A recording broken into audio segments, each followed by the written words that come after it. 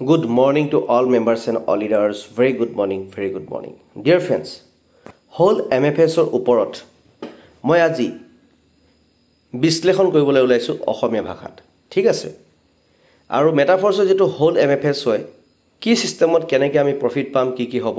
এটো জেট মই অসমীয়াত ক'বলৈ ওলাইছো কাৰণ কি বহুত ব্যক্তি একচুয়ালি কি হয় হিন্দীত ক'লে কনফিউজ থাকে ইংলিশত তাত এক্সপ্লেইন কৰিলে কনফিউজ থাকে তো অসমীয়াত আমাৰ ব্যক্তিসকলক এক্সপ্লেইন কৰিলে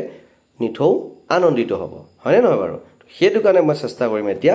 আপোনালোকক অসমীয়াত সুন্দৰভাৱে এক্সপ্লেইন কৰিবলৈ ঠিক আছে ওকে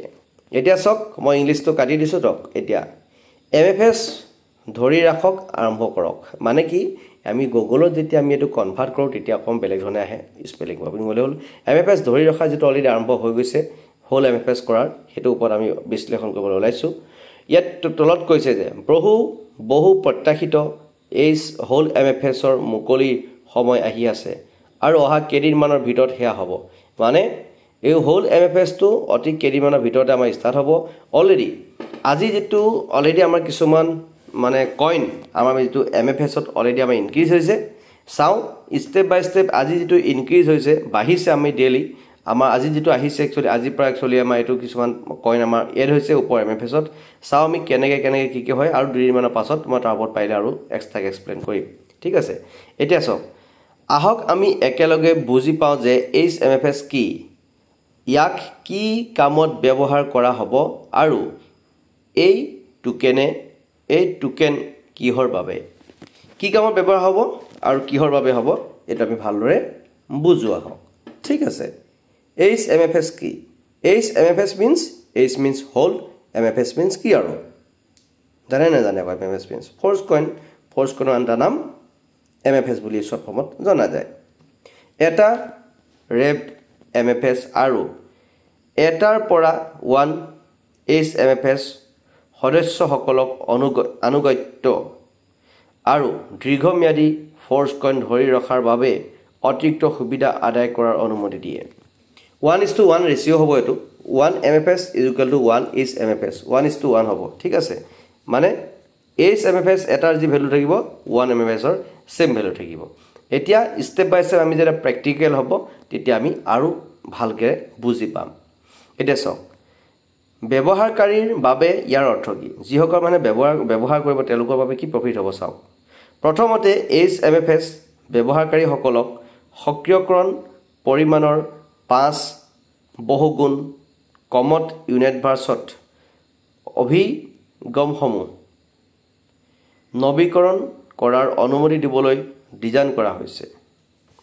এটো মানে কি আৰু কবলৈ গলে ইয়াৰ যেটো শব্দ ওলাইছে যেনেকৈ অভিগমসমূহ নৱীকৰণ কৰাৰ ইউনিট মানে কি আপুনি যিমানখিনি 8 MFS হ'ব ইউনিভাৰ্ছৰ যিমানখিনি আমি ধক সিস্টেম হ'ব তাত এই MFS টো আপোনাৰ তাত দিবৰ কাৰণে অলৰেডি প্লেনিং কৰা হৈছে এই MFS টো তাতে আমাৰ ইউজ হ'ব তাতে আমাৰ প্ৰয়োগ কৰিব লাগিব আমি ঠিক আছে মন কৰিব এইচ MFS আৰম্ভ হোৱাৰ 30 দিনৰ পিছত ইউনিভাৰ্ছ কেৱল এইচ MFS ৰ বাবে চলিব অলৰেডি কোৱা হৈছে যে 30 দিনৰ পিছত আফটাৰ 30 ডেজ আপোনাৰ এতিয়া বৰ্তমান অৱস্থাত আপোনাৰ যিমান MFS আছে খিনি ইউজ কৰিব পাৰিব নেক্সট এইচ MFS ৰ দ্বাৰাহে ইউনিভাৰ্ছত কাম কৰিব পাৰিব প্ৰ্যাকটিক্যাল হলে ভালদৰে বুজি পাব এই 30 দিনৰ ভিতৰত ব্যৱহাৰকাৰীয়ে MFS ব্যৱহাৰ কৰি শেষবাৰ বাবে প্ৰৱেশ দীঘলীয়া কৰিব পাৰে এতিয়া কি হয় এই 30 দিনৰ ভিতৰতে ব্যৱহাৰকাৰীয়ে যিখিনি MFS আছে সেইখিনি ব্যৱহাৰ কৰি আপোনাৰ ষ্টেপটো দীঘলীয়া কৰিব পাৰিব ঠিক আছে যদিহে তেওঁলোকে বৃদ্ধিৰ মাসুল মূল সমতুল্য পৰিমাণ এৰি MFS লৈ প্ৰেৰণ কৰে এটো আপোনাৰ নিজৰ ওপৰত ডিপেন্ড কৰিব ঠিক আছে এইচ MFS কিহৰ বাবে এইচ MFS কিহৰ বাবে ইউনিভাৰ্ছ আৰু অন্যান্য প্ৰগ্ৰামৰ প্ৰৱেশ বৃদ্ধি কৰা অলৰেডি কৈছে ইউনিভাৰ্ছ আৰু অন্যান্য প্ৰগ্ৰাম কি হ'ব তাৰ ওপৰত অলৰেডি গম পাইছে আপুনি নিজে দেখিছে এইচ MFS গৌণ বিক্ৰীৰ পৰা ধন উপাৰ্জন কৰিবলৈ এইচ MFS যদি আপুনি এক্সট্ৰাকে আপুনি সেল কৰিও আপুনি ধন উপাৰ্জন কৰিব পাৰিব কোনো টেনচন নাই পৰিৱেশ অন্তত এইচ MFS টোকেনৰ সংহতি MFS স্থগিত ৰাখি ফোৰ্স কইনৰ স্থিৰতা প্ৰদান কৰিবলৈ ডিজাইন কৰা হৈছে ষ্টেপ বাই ষ্টেপ আপোনাৰ কি হ'ব ফ'ৰ্চ কইনৰ যিটো ডেভেলপমেণ্টটো বহুত বাঢ়ি যাব আপোনালোকে নিশ্চয় গম পাব ষ্টেপ বাই ষ্টেপ চাব লাগিব আপুনি হোল্ডিং পিৰিয়ডৰ ওপৰত ভিত্তি কৰি HMFSৰ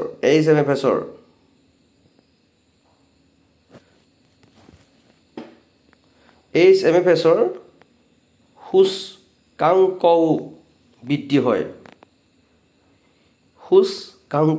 হয় এইটো কি শব্দ দিছে চাওক কি শব্দ ইয়াত আহি যায় আপুনি ধৰিব নোৱাৰিব মানে সূচকাংকও ভিন্ন হয় মানে বৃদ্ধি নহয় ভিন্ন হয় ঠিক আছে সূচকাংকও ভিন্ন হয় সূচকাংকটো কি এইটো মই ইমান নাজানো হা এটাই মনত ৰাখিব আপুনি এতিয়া চাওক ইয়াত আপোনাক কৈছে যে আপুনি এই বস্তু যদি আপুনি ইংলিছত চাই তেতিয়া আপুনি বুজি পাব ইয়াত অলৰেডি আমি কৈছিলোঁ যে আপোনাক দেখাই দিছোঁ মই এইটো জাষ্ট এ মিনিট কোনটো পেজত কৈছিলোঁ মই এতিয়া আপোনাক ভালদৰে মই দেখুৱাই দিছোঁ হোল্ডিং এমএফএছ তিনিটাৰ পাছৰটো চাব আপোনাক বহুত এক্সপ্লেইন কৰা অতি উচিত কিন্তু প্ৰয়োজনীয় কিন্তু চাওক ইয়াত কৈছে যে valuable token base of the holding period in the index of the HMFS various it's all এতিয়া 3 পাছৰ পইটো 3 পাছৰ ওকে ইয়াত চক হোল্ডিং পিৰিয়ডৰ ওপৰত ভিত্তি কৰি HMFSৰ সূচকাংকও ভিন্ন হয় সূচকাংক যিমানে বেছি সিমানে টোকেনৰ মূল্য বেছি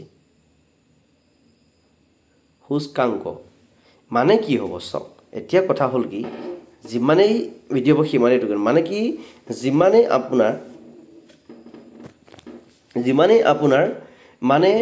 আপোনাৰ যিটো ফ'ৰ্চ কইন এই সময় যিটো মানে আপোনাৰ ইউজৰ যিমান বৃদ্ধি হ'ব ন সিমানেই টোকেনৰ মূল্যটো বৃদ্ধি হৈ গৈ থাকিব গম পাইছে নাই দ্যাট মিন্স কি হ'ব HMFS টো গোটেই ইউনিট ভাৰ্চৰ কাৰণে ইউজ হ'ব তাৰ ওপৰত ভিত্তি কৰি HMFS মানে 1:1 ৰেচিঅ' হ'ব ফ'ৰ্চ কইনৰ লগত তেতিয়া কি হ'ব আপোনাৰ টোকেনৰ মূল্যটো বৃদ্ধি হৈ গৈ থাকিব বাট এটা কথা মনত ৰাখিব থিওৰি আৰু প্ৰেক্টিকেলৰ মাজত বহুত পাৰ্থক্য আছে যেটা আপুনি প্ৰেক্টিকেল কৰিব প্ৰেক্টিকেল আমাৰ সিস্টেমটো হ'বই আজি অলৰেডি আমাৰ ফ'ৰ্চ কইন আমাৰ ইনক্ৰিজ হৈছে চাও আৰু কাইলৈ পৰখিলৰ ভিতৰত কি হয় তাৰ ওপৰত আমি ক'ব পাৰিম কিন্তু এটো গুগলত যেটো আমি কনভাৰ্ট কৰো ইয়াৰ মানে যেটো আমি অসমীয়া খাটি অসমীয়া কিছু শব্দবোৰ ইয়াত নোলায় ইয়াতে বেলেগ ধৰণৰ আপুনি দেখিব পাব ঠিক আছে এতিয়া চাওক ধৰি ৰখাৰ অৱস্থাৰ তালিকা ইউনিট ভাৰ্চত টিয়াৰ সক্ৰিয়কৰণ আৰু দীঘলীয়াকৰণ কেনেকৈ কৰা হ'ব চাও আহক ঠিক আছে 5 টিয়াৰ সক্ৰিয় তথা ব্যৱহাৰকাৰীৰ বাবে উদাহৰণ 5টা টিয়াৰ যেনিবা উদাহৰণ চবে লৈছে আৰু সেইটো কথা কৈছে আপোনালোকে গম পাইছে নিজে চাই থাকিলে হ'ল হার 1 MFS = এটো সব অসমীয়াত আহে কেতিয়াবা ইংলিছত দিছে নাই ওপৰটো অসমীয়াত আহিছে তলটো ইংলিছত আহিছে একো ধৰিব নোৱাৰিব মানে কি কোড কি ক্যালকুলেট কৰে গুগলৰ পত্তা নাপাব আপুনি হার 1 MFS 2778 ডাই মানে আপুনি যদি 1 MFS 2 পইণ্ট কিন্তু 2000 নহয় আকৌ 2.778 ডাই মানে এটো 2000 নহয় আকৌ দেই 2 পইণ্ট হ'ব এটো অসমীয়াত দেখাইছে তেনেকৈ দেখাইছে আৰু 1 MFS ৰ মূল্যটো মানে 2.778 ডাই 2.778 ডাই 2778 গতিকে এটো অসমীয়া আপুনি মানে ক'বলৈ গ'লে কি আৰু ওচৰত দেখিছে না আপুনি অসমীয়াত কি ধৰণে কনভাৰ্ট কৰিছে ভাবিছক আপুনি তো সিস্টেমটো বহুত বেলেগ ধৰণে আহি যায় মানে গম পালেনে তো একানে কি আপুনি ইয়াত পঢ়িব পাৰিব পঢ়ি পেলাই অকমান ইয়াত এক্সপ্লেইন কৰিব লাগিব তেতিয়াহে বুজি পাব মানে এটো কোনবা 2000 বুলি ভাবিব নাই নহয় 2.778 ডাই মানে এটা ইয়াত বুজাব বিচাৰিছে যে এটা MFS = 2.778 ডাই বুজিলে ঠিক আছে এতিয়া সকলো 5 টিয়াৰ ইয়াত 5 টো দিছে নাই আহি গল ইংলিছত সকলো 5 টিয়াৰ সক্ৰিয় কৰিবলৈ আপুনি 558 MFS অথবা 1550 ডাইৰ প্ৰয়োজন হ'ব 5টা টিয়াৰ যদি আপুনি একেলগে যদি এক্টিভ কৰিব বিচাৰে তেতিয়াহ'লে আপুনি MFS লাগিব 558 মানে 558 MFS লাগিব যদি আপুনি ডাইৰ পৰা যদি কৰিবলৈ হয় 1558 ডাই প্ৰয়োজন হ'ব ঠিক আছে এতিয়া কথা হ'ল পাঁচটা টিয়াৰ দীঘলীয়া কৰিবলৈ আপুনি পাঁচটা টিয়াৰ মানে এক্সটেনৰ কথা কৈছে আপুনি ঠিক আছে এটো এক্টিভ আৰু এক্সটেনৰ মাজত পাৰ্থক্য থাকিব কিন্তু পাঁচটা টিয়াৰ এক্সটেন মানে দীঘলীয়া কৰিবলৈ আপুনি 111.6 MFS লাগিব অথবা ডাই লাগিব 310 ডাই লাগিব সাধাৰণতে কিন্তু 30 দিনৰ ভিতৰত 223.2 MFS otherwise usual ইয়াত দিছে 620 ডাই যিবোৰৰ 50% আপোনাৰ হোল্ডিং লৈ যাব ওকে এইবোৰৰ পৰা কি হ'ব তেতিয়া কি হ'ব আপোনাৰ 50% হোল্ডিং লৈ যাব এতিয়া কি হ'ল এটা সব হোল্ডিংৰ প্ৰসেস কি ধৰণে কৰ পৰা যাব টিয়াৰ যেটা আমি থাকিব টিয়াৰ পৰা এটা পইচা আমাৰ হোল্ডিংৰ যাব বুলি কৈছে অলৰেডি কি সিস্টেমত আমাৰ হোল্ডিংৰ যাব সব নবীকৰণ এক টিয়াৰ মানে নবীকৰণ নতুনকৈ যেতিয়া মানে বস্তুটো ল এক্টিভ কৰিবৰ কাৰণে মানে ঠিক আছে তেতিয়া আপুনি কি কৰিব মানে এক্টিভ কৰিবৰ কাৰণে মানে হয়তো এক্সটেন এটা খতলৰ লিখি যে সম্প্ৰসাৰণ উপলিছে নবীকৰণ ঠিক আছে আপোনালোকে নিজে বুজিবলৈ চেষ্টা কৰিব লাগিব যে আৰু গুগলত এটো কনভাৰ্ট কৰা হয়তো ডাইৰেক্ট আমি তেতিয়া এনেকৈ আহে আৰু এক নম্বৰ টিয়াৰত কি হ'ব 7.2 MFS লাগিব বা অথবা আপুনি 20 ডাই দি কৰিব লাগিব তেতিয়া কি হ'ব 3.6 MFS আপোনাৰ হোল্ডিং লৈ যাব ঠিক আছে হোল্ডিং লৈ যাব এটো কোড কেনেকৈ শো হ'ব কি হ'ব আপোনালোকে আপডেট বুটেলি লৈ থাকিব লাগিব আৰু আপডেটবোৰ যেতিয়া আপোনালোকে ল'ব নহয় তেতিয়া আপোনালোকক মই আৰু আপোনালোকে ভালদৰে প্ৰেক্টিক্যালি বুজিব আৰু যদি কিবা যদি বুজি নাপায় মোক অসমীয়াত হলেও কমেন্ট কৰিব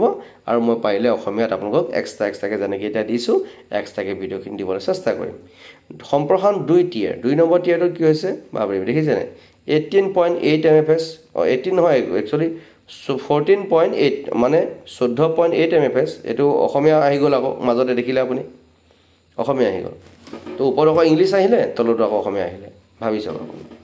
তো চাওক এতিয়া এটো অসমীয়াত 14.8 MFS হ'ব আদাৰৱাইজ এটো 40 ডাই দি আপুনি কৰিব লাগিব তেতিয়া 7.2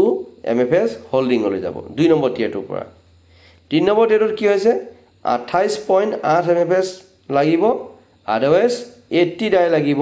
আপুনি এক্সটেন্ড কৰিবৰ কাৰণে মানে হয়নে ঠিক আছে সম্প্ৰসাৰণ কৰিবৰ কাৰণে এতিয়া আপুনি 3 নম্বৰ আহিল 14.4 MFS আপোনাৰ ধৰি ৰখালৈ যায় বুলি ক'লে এতিয়া হোল্ডিং লৈ যায়টো নহলে ধৰি ৰখালৈ যায় বুলি ক'লে এতিয়া হোল্ডিং লৈ যায় বুলি নকলে এটা ধৰি ৰখালৈ যায় যত মানে আপোনাৰ হোল্ডিং আছে তাতে যাব এতিয়া বুজি পালে নাই ভাবি চাওক আপুনি অকমানতে কেনেকৈ চেঞ্জ হৈছে শব্দবোৰ ঠিক আছে সম্প্ৰসাৰণ 4 নম্বৰ টিয়াৰ 57 মানে 57 ৰবদি আমি আহি গৈছে হা 4 নম্বৰ টিয়াৰ 57.6 MFS লাগিব অথবা 160 ডাই লাগিব ঠিক আছে আৰু ইয়াৰ পৰা কি হ'ব 28.8 MFS ধৰি ৰখালৈ যায় মানে আপোনাৰ হোল্ডিং লৈ যাব সম্প্ৰসাৰণ নম্বৰ 5 টিয়াৰটোত কি হ'ব 115.2 MFS লাগিব অথবা আপুনি যদি ডাই দি কৰে 320 ডাই লাগিব ইয়াতে 57.6 57.6 MFS ধৰি ৰখালৈ যায় মানে হোল্ডিং লৈ যাব ঠিক আছে এতিয়া সব 8 মাহৰ পিছত MFS 4 লাভ কৰিবলৈ সক্ষম হ'বলৈ আৰু 8 মাহৰ বাবে প্ৰয়োজনীয় পৰিমাণৰ MFS দীঘলীয়া কৰিবলৈ হলে ব্যৱহাৰকাৰীয়ে ন্যূনতম 111.6 MFS অথবা 310 ডাই এটো ওপৰত পন বুলি ধৰিব লাগিব দশমিক এটো ইনটু বুলি আহে ইয়াত 8 ইকুৱেল টু 892.8 MFS অথবা 2480 ডাই জমা কৰিব লাগে প্ৰথম মাহত হোল্ডিংত এটা একচুয়ালি প্ৰেক্টিকেলৰ ওপৰত ডিপেন্ড কৰিব আপুনি আলোকে ইয়াত যেখিনি এতি দেখি আছো আমি শুনিছো বা মই এক্সটেণ্ড কৰি অসমীয়াটো আপোনালোকক বুজাবলৈ চেষ্টা কৰিছোঁ বাট এটা কথা মই এক্সাম্পল দি কওঁ ইয়াতে এজন সাৰ্জিকেল ডক্টৰে যেতিয়া নেকি আপোনাৰ থিয়ৰি কৰি আহে তাত প্ৰেক্টিকেল নকৰালৈকে তেতিয়া তেওঁ কেতিয়াও এক্সপাৰ্ট নহয় সেইটোকে মই কৈছোঁ আপোনালোকক প্ৰেক্টিকেলি আপুনি কৰাটো অতি উচিত কিছুমান মানুহে যে কয় আমাক যে মই প্ৰথমতে বুজি লওঁ তাৰপাছত মই কামটো কৰিম মেটাফৰ্ছ কৰিম মেটাফৰ্ছ ইমান এটা ডাঙৰ প্ৰজেক্ট আমাৰ বেনে ঢুকিয়ে নাপায় সঁচাকৈ কৈছোঁ মই আপোনাক তো আমাৰ বেনে ঢুকিয়ে নাপায় ইমান ডাঙৰ প্ৰজেক্ট মানে তো আপুনি যদি ভাবে এজন নৰ্মেল মানুহে আমি নৰ্মেল মানুহে কি কৰোঁ এইটো নৰ্মেল কাম কৰোঁ নৰ্মেল মানুহে যদি ভাবে মই প্ৰথমতে মেটাফৰ্ছটো বুজি লওঁ তাৰপৰা মই কৰিম অসম্ভৱ কথা জিন্দগীত সেই বুজোতে মেটাফৰ্ছ কৰিবই নোৱাৰিবগৈ ঠিক আছে তাতকৈ বেটাৰ আপুনি প্ৰথমতে কৰি লওক তাৰপৰা শিকি কৰি প্ৰেক্টিকেল কৰক তেতিয়া বেছি বেটাৰ হ'ব প্ৰেক্টিকেল যি মানুহ এক্সপাৰ্ট প্ৰেক্টিকেলি যি মানুহ হেৰি হৈ যায় ন সেইবোৰ কেনেকুৱা হ'ব জানে আপোনালোকে ঠিক আছে এতিয়া দেখক তলত চাওক গুৰুত্বপূৰ্ণ যদি আপুনি এটাতকৈ অধিক দীঘলীয়া কৰিছে আৰু তাৰ পিছত এটা সক্ৰিয়কৰণ কৰিছে আপুনি HMFS এক পুনৰাই ব্যৱহাৰ কৰিব পাৰে HMFS 1 মানে পুনৰাই ব্যৱহাৰ কৰিব পাৰে মিটাৰটোৱে পুনৰ কাম আৰম্ভ কৰিব বাবিবা আকৌ HMFS নতুনকৈ আকৌ কাম মানে যিমানখিনি আপোনাৰ হোল্ডিঙত থাকিব মানে সেইখিনিৰ পৰাও আপুনি কাম কৰিব পাৰিব মানে সেইটোৱে মই বুজিছোঁ বাট যেতিয়া দেখিম প্ৰেক্টিকেলি আমি দেখিম আজি যেনেকৈ আমাৰ MFSটো বাঢ়িছে ক'ৰ পৰা বাঢ়িছে তলত আমাৰ হোল্ডিং MFSত কিন্তু কমি গৈছে কিন্তু ওপৰত আকৌ বাঢ়িছে বাট ক'ৰ পৰা দিছে ফাণ্ডিং পুলৰ পৰা দিছে নে কি চিষ্টেমত দিছে কেনেকৈ আমাৰ আহিব ডেইলি এইটো আহিব নে ইয়াতকৈ বেছি আহিব তেতিয়া আমি ষ্টেপ বাই ষ্টেপ আৰু দুদিন তিনিদিন চলক তেতিয়া মই আকৌ আপোনাক এইটোৰ ওপৰত এক্সপ্লেইন কৰিম দেই তেতিয়া বেটাৰ হ'ব এতিয়া চাওক মনত ৰাখিব যে এইটো কিন্তু বহুত ডাঙৰ প্ৰজেক্ট আৰু মই যিটো হোল MFS ওপৰত যদি মই কথা কৈ আছোঁ আপোনাৰ ধৈৰ্য লাগিব কিন্তু যদি ধৈৰ্য নাই শুনি থাকিবলৈ যদি ধৈৰ্য নাই তেতিয়াহ'লে এতিয়াই ভিডিঅ'টো বন্ধ কৰক পাছত যেতিয়া টাইম পাব তেতিয়া চাবলৈ চেষ্টা কৰিব আদাৰৱাইজ কাটি চাই আপুনি জীৱনত একো বুজিব নোৱাৰিব আপোনাক পাছত ক'ব কি ছাৰে কি ক'লে মই বুজিব নোৱাৰিলোঁ চাই আমুকটো কি হ'ল বুজিব নোৱাৰা বেলেগক সুধি থাকিব লাগিব ঠিক আছে তাতকৈ বেটাৰ ছিষ্টেমটো ভালদৰে বুজিবলৈ চেষ্টা কৰক দেই মনত ৰাখিব যে বজাৰখন গতিশীল MFSৰ দাম বৃদ্ধি বা তললৈ যাব পাৰে অলৰেডি আপোনালোকক কৈছোঁ আপ ডাউন হ'ব পাৰে কোনো টেনশ্যন নাই কিন্তু দীৰ্ঘম্যাদীভাৱে সকলো মৌলিক মুদ্ৰাই বৃদ্ধি দেখুৱায় কিন্তু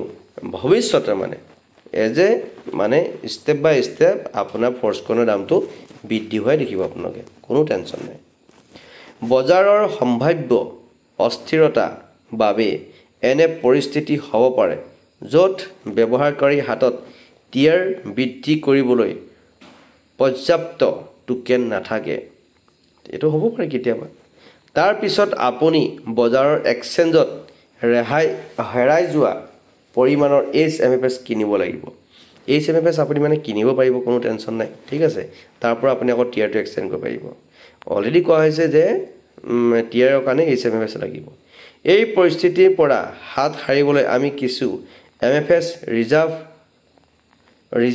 ৰাখিবলৈ পৰামৰ্শ দিওঁ আৰু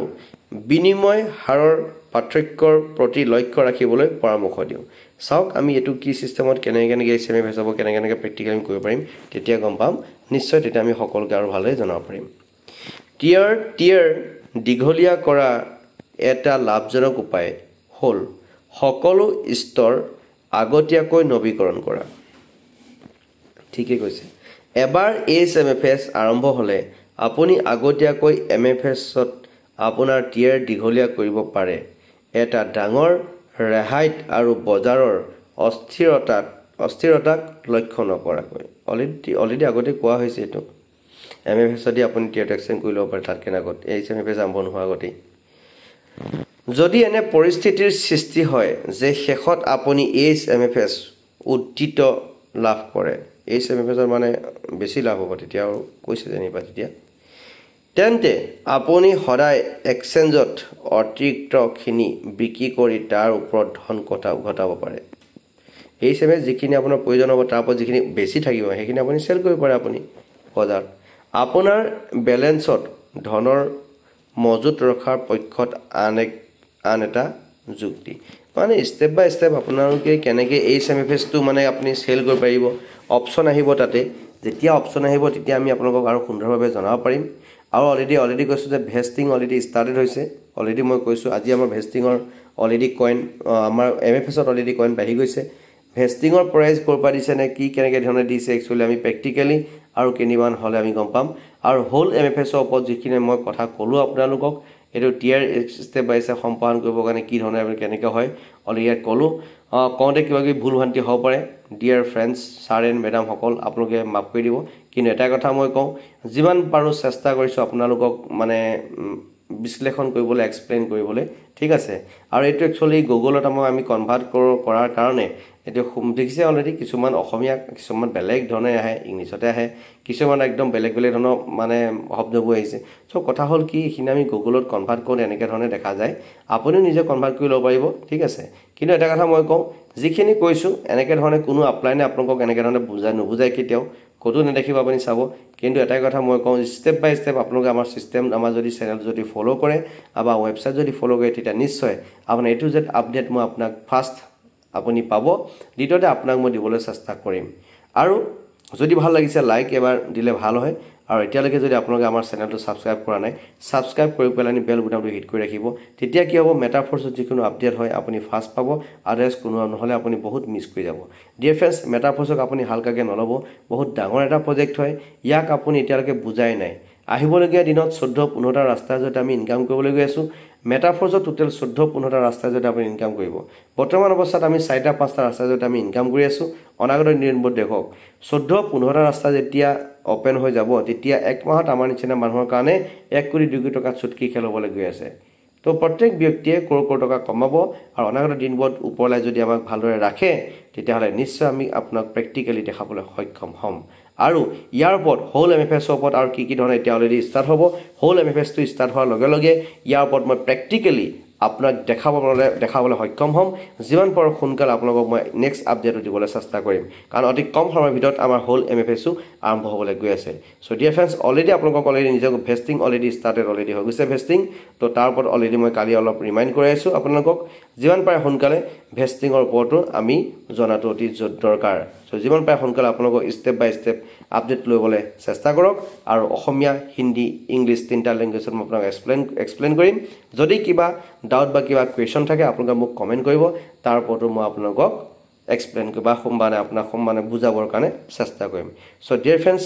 thanks for watching this video please share this video to your team members as soon as possible rocking with metaphors we are to force thank you have a good day bye bye dear friends we are to force thank you bye bye